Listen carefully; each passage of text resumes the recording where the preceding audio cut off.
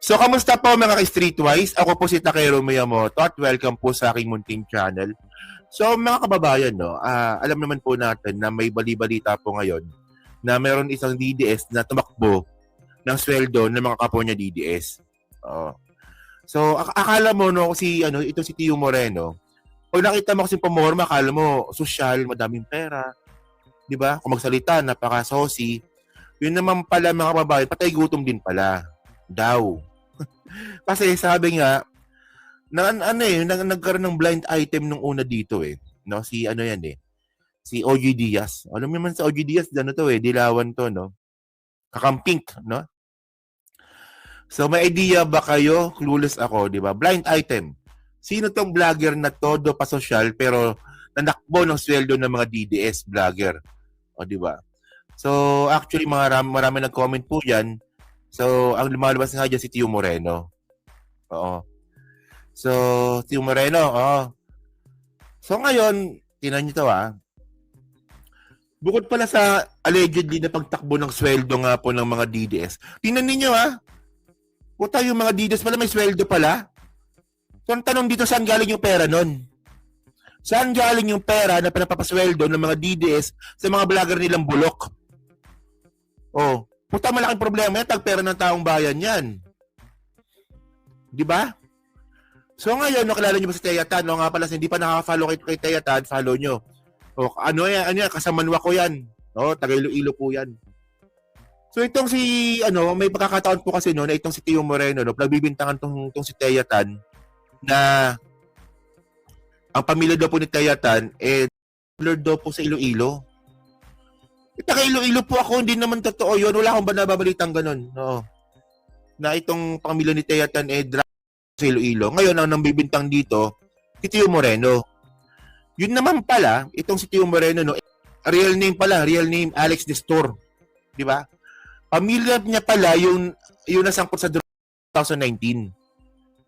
Tingnan ninyo Tio Moreno, DDS, staff ni Sara, tagasulat ni Sara, tapos 2019, no panahon ng Tokhang, nasangkot sa yung pamilya. Hindi yan chismis kasi nabalita po ito sa sa newspaper sa Davao City. Davao City ba to? Tingnan natin to, no? So yan, no?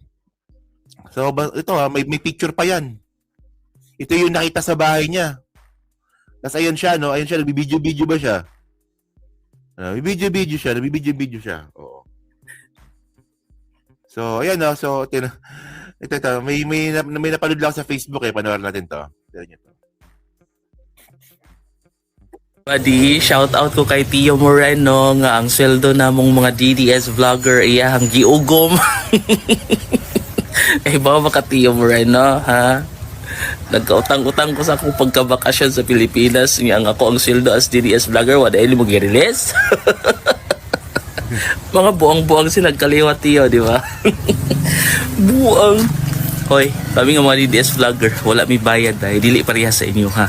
Ayaw rin nyo ipamahid ang inyo ang mga binuhatan sa amua. Si Tio Moreno pa yung ginandihang gikuhang amuang mga sahod. Lose din nyo. So DDS pala tong baklan to, no? DDS pala. Alam nyo, napaka-undenial ng mga hayop na to, no? Kasi una sa lahat, di ba?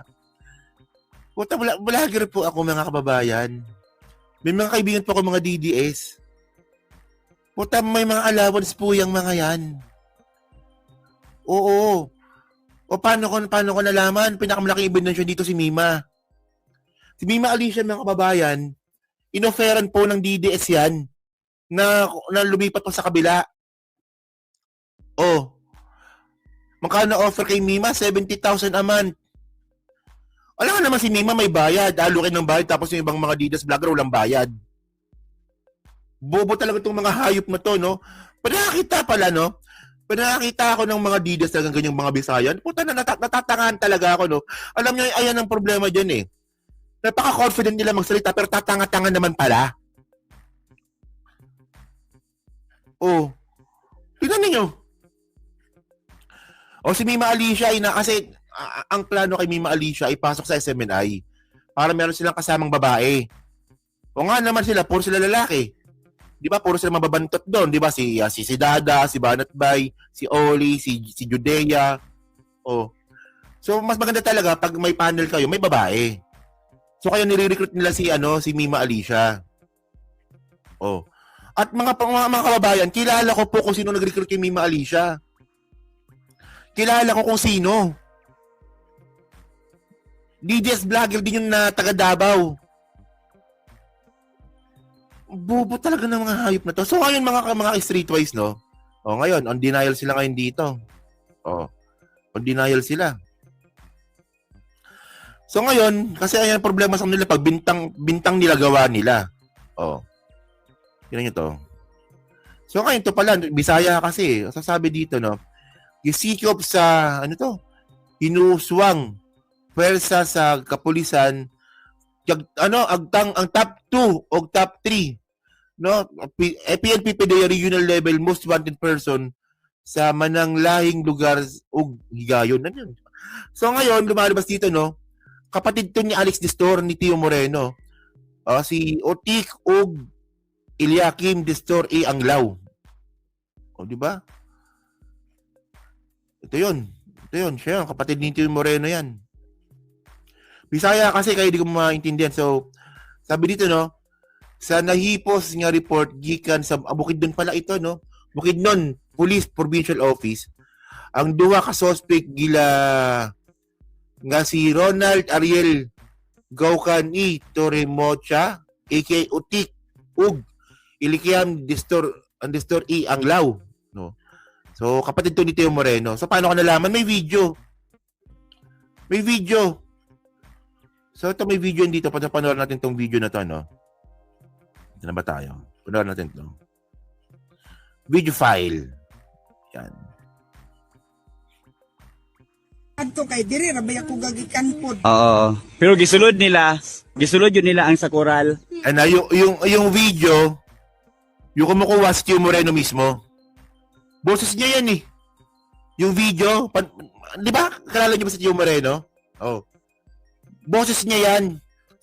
Siya nagsasalita. Siya nagbibideo. So sa bahay niya to sa Bukidnon. Doon sa kapatid niya na nahulihan nga po ng droga.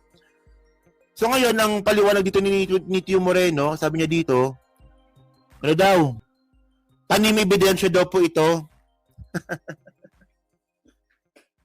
Tanim ebidensya? Ayun na palusot niya dito, tanim ebidensya daw po ito. Puta, paano maging tanim ebidensya? Ano kayo? DDS ka, di ba? Oh. Okay. Miss Joy Cruz, hello? If you're watching this one, may mga police dito, may search warrant daw sila for 9165. Nasa ancestral domain sila.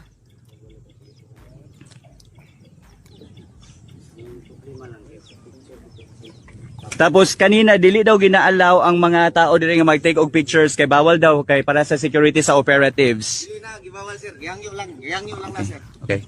Gihangyo na sir, hangyo. Okay. Wala nga nagabawal. Okay, gihangyo lang daw nila, wa daw gibawalan. Ana. I will not end this live kay ila dong sudlon ang balay karon. So okay, ginahulat na lang ang captain. Ay, English pa sa Tio Moreno. Puta, yung bahay pala kubo. Pala yung bahay. Bahay kubo, kahit munti, ang halaman dito. May drug, may may cocaine. Ang ilan to, no? Ginahulat ang captain dire. Nagdala sila taga Radyo Bandilyo pod na journalist. Tapos na taga DOJ, DILG, DOJ, not sure, nga lawyer.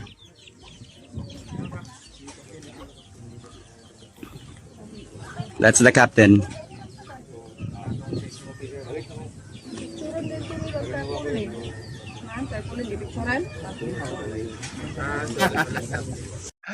Yung Tio Moreno iyot. Loko-loko kayo ah. Pag binaligtad yung Tio iyot.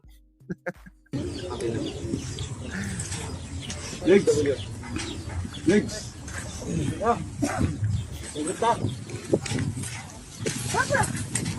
Libuta po ninyo, te.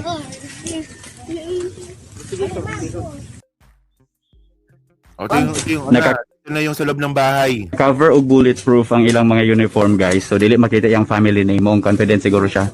I mean, dili bulletproof kung si tawag kanang black nga ginabutang sa ilang ano. Wala may problem ang ubang pulis, kanila gid siyang isa kaning ga-take og video. We'll take note of that person, okay? Wala ko na siya pamilya ba, masih kasing-kasing. Muna, deserving niya di magkapamilya. Yan lang na akong sige. Bati sa yan sige yawan. So yung ending yun mga kababayan, may nakita talaga sa loob. Oo. Ang ending diyan, actually pinakita naman yung ano diyan yung picture eh. Ano ba 'yan? Picture talaga dito. Ano ba 'yan? Yan. Ito yun eh. Oh. So may nakita talaga sa loob. Yan oh. So merong paraphernalia, mayroon talagang loob. Oh, yan. No. So ngayon kaya nga no, napaka-iporto niyan mga babayan no? Kasi isang beses din po nagkasagutan kami niya ni Tio Moreno. Binlock nga ako niyan gago yan eh. So ayan si Tio Moreno, siya yung nagpakalat na ano, yung ibig sabihin ng unqualified opinion clear si Sara sa COA. Si Tio Moreno nagpakalat noon, bobo yan eh. Tapos ang beses no, meron kami pinagdebatehan yan tungkol sa jurisprudence. Meron pa siyang GR number. Blah GR number. Puta, nung binasa ko yung GR number, hindi naman pala ganun yung ibig sabihin ng pagsasabi niya. So, nung tinanong ko, ginawa sa akin, binlock ako. So, sinungaling yan. So, ngayon, ang nakakatawa ngayon dito mga kay Streetwise, no? Ano to maldita po yan. Si Tio Moreno. Kasi, alam ko lang ako totoo kasi merong chismis na shota niya daw yung Alvin. Yung Alvin na taga-Dahig. Na eventually, ano na sila? Break na daw sila. Baka nagtikiman lang. O baka nung pagtira, ay maluwag na pala. So kaya nag-break ata. So ganyan po, ka-hypocrite po ang mga DDS. Di ba? Ayaw daw nila sa nagbabawal na gamot, pero sila din pala, isang kot din pala sa nagbabawal na gamot. O, parang si Digong. Patokang-tokang panlalaman, yun naman pala siya pa rin. Di ba? So yan no, so kayo po nung masabi nyo nga po dito no sa ano nga sa ano ba sa skandalong kinaharap ngayon ng isang DDS vlogger na hindi lang siya basta-basta DDS vlogger siya po is naging staff ni Sara. Oo. Naging scriptwriter po ni Sara yan. Kaya medyo bigatin niya si Tio Moreno no. Kita nyo? Nakapunta ng Dahig, ano yung libre? Di ba? Nasa Dahig siya isang beses, no? Nasa Netherlands siya, yung libre. Pera niya yung ginasas doon. Kaya bobo talaga yung mga didas na yan. Na sinasabi nila na hindi daw totoo na bayaran sila. Kayo ba pupunta ba kayo ng Dahig nang hindi kayo bayad? Hindi nga. Hindi, seriously. Kayo ba pupunta ba kayo ng Dahig na hindi kayo bayad? Oh. Yan sabi ko sa inyo eh. Oh. So yan o, so yan dyan sa Team Replay, so pa-comment na po sa baba at binabasa ko pong lahat yan. At syempre, no, pa-like, pa-subscribe, di makalabisan, pa-share na po ng video po na to. Okay? So yan, so next topic tayo.